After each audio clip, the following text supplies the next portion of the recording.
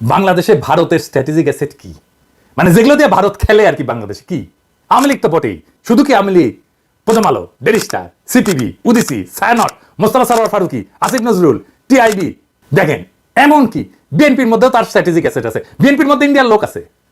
BNP 11 আগস্টে বলছে ক্ষমতায় গেলে ভারতের সাথে সম্পর্ক ভালো রাখতে, দেখেছেন? 2 ডিসেম্বর তারিখে বলছে মেজর হাফিজ কয়েকদিন আগে ভারতের সাথে বিএনপি সুসম্পর্ক চায়। আবার দেখেন 27 সেপ্টেম্বর বলছে বিএনপি ভারতের সাথে সম্পর্কের বরফ গলতে শুরু করছে। তো বরফ গলা শুরু করেছিল কখন? এটা 23 সেপ্টেম্বর ভারতীয় হাই কমিশনের সাথে আলাপের পরে উনি থেকে গরম আনিছে, তারপরে বরফ গলিচ্ছে গলিচ্ছে গলিচ্ছে। বুঝছাও তো কি আলাপ হয়েছে?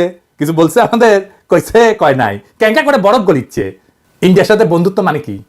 মানে তো ট্রানজিট দিতে হবে, চাকরি দিতে হবে, পণ্য কিনতে হবে, সিমকে অ্যাক্সেস দেওয়া যাবে না, তবে চিকেন নেকে সুরক্ষিত রাখতে হবে, বিদ্যুৎ কিনতে হবে বেশি দামে, রোগী পাঠাতে হবে দলে দলে দলে দলে। আর বাংলাদেশকে স্বাধীন আত্মমর্যাদা সম্পন্ন জাতি হিসেবে মাথা তুলতে দাঁড়াইতে দেওয়া যাবে না।